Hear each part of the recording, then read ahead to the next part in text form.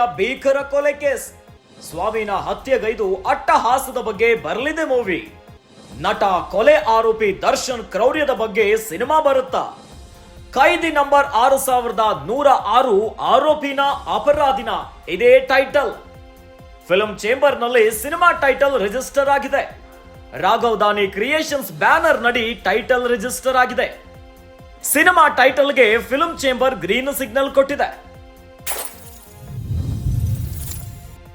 ರೇಣುಕಾ ಸ್ವಾಮಿಯ ಭೀಕರ ಕೊಲೆ ಪ್ರಕರಣದಲ್ಲಿ ನಟ ದರ್ಶನ್ ಏಟು ಆರೋಪಿಯಾಗಿ ಇನ್ನು 17 ಮಂದಿ ಆರೋಪಿಗಳು ಬಂಧನವಾಗಿದ್ದಾರೆ.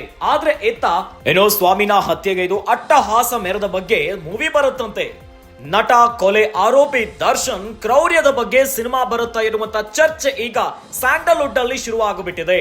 ಕೈದಿ ನಂಬರ್ 6106 ಆರೋಪಿನ ಅಪರಾಧಿನ ಎನ್ನುವಂತ ಟೈಟಲ್ ಅಂತೆ. ಈಗಾಗಲೇ ಈ ಒಂದು ರೇಣುಕಾ ಸ್ವಾಮಿ ಕೊಲೆ ಪ್ರಕರಣದಲ್ಲಿ ನಟ ದರ್ಶನ್ ಏಟು ಆರೋಪಿ ಆಗಿದ್ದಾರೆ. ಇನ್ನು ನ್ಯಾಯಾಂಗ ಬಂಧನದಲ್ಲಿರೋದ್ರಿಂದ ವಿಚಾರಣಾಧೀನ ಕೈದಿಯಾಗಿದ್ದಾರೆ. ಹೀಗಾಗಿ ಪರಪ್ಪನ ಅಗ್ರಹಾರದಲ್ಲಿ 6106 ಕೈದಿ ನಂಬರ್ ಆಗಿದ್ದಾರೆ ನಟ ದರ್ಶನ್. ಹೀಗಾಗಿ ಆರೋಪಿನ ಅಪರಾಧಿನ ಎನ್ನುವಂತ ಟೈಟಲ್ ಬರಬಹುದು ಈ ಸಿನಿಮಾಕ್ಕೆ ಎನ್ನುವಂತ ಚರ್ಚೆ ಕೂಡ ಹುಟ್ಟು ಹಾಕಿದೆ. ಇನ್ನು ಫಿಲ್ಮ್ ಚೇಂಬರ್ ನಲ್ಲಿ ಸಿನಿಮಾ ಟೈಟಲ್ ರಿಜಿಸ್ಟರ್ ಆಗಿದೆ. ಯಾರು ಮಾಡಿದ್ದು? Raghav Dani creations banner ನಡಿಯಲ್ಲಿ title register ಆಗಿದೆ.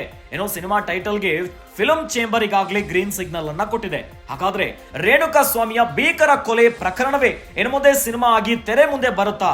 ಈಗಾಗಲೇ ನಟ ದರ್ಶನ್ ಯಾವಾಗ ಈ ಒಂದು ಪ್ರಕರಣದಲ್ಲಿ ಏಟು ಆರೋಪಿ ಆಗ್ತಾರೆ, ಅಲ್ಲಿಂದಾನೇ ಮತ್ತೊಂದಿಷ್ಟು ಪ್ರಶ್ನೆಗಳು ಶುರುವಾಗುತ್ತೆ. ಬಣ್ಣ ಹಚ್ಚಿದ್ರೆ ನಟ, ಬಣ್ಣ ತೆಗೆದ್ರೆ ನಟ ಭಯಂಕರನ ಎನ್ನುವಂತ ಮಾತು ಕೂಡ ಕೇಳಿ ಬಂದಿತ್ತು. ಆದ್ರೆ ಈಗ ತೆರೆಯ ಮೇಲೆ ರೇಣುಕಾ ಸ್ವಾಮಿಯ ಭೀಕರ ಕೊಲೆ ಕೇಸ್ ಸಿನಿಮಾವಾಗಿ ಹೊರಬರುತ್ತೆ.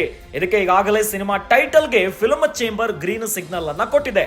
ಹಾಗಾದ್ರೆ ಕೈದಿ ನಂಬರ್ 6106 ಆರೋಪಿನ ಅಪರಾಧಿನ ಇದೇ ಟೈಟಲ್ ಆಗುತ್ತೆ ಇರುವಂತ ಸುದ್ದಿ ಈಗ ಸ್ಯಾಂಡಲ್ವುಡ್ ನಲ್ಲಿ ಚರ್ಚೆ ಆಗ್ತಾ ಇದೆ. ನಟ ಕೊಲೆ ಆರೋಪಿ ದರ್ಶನ್ ಕ್ರೌರ್ಯದ ಬಗ್ಗೆ ಸಿನಿಮಾ ಬರುತ್ತಾ ಎನ್ನುವಂತ ಚರ್ಚೆ ಸಾರ್ವಜನಿಕ ಮಟ್ಟದಲ್ಲಿ ಈಗ ಸಿಕ್ಕಾಪಟ್ಟೆ ವೈರಲ್ ಆಗ್ತಿದೆ.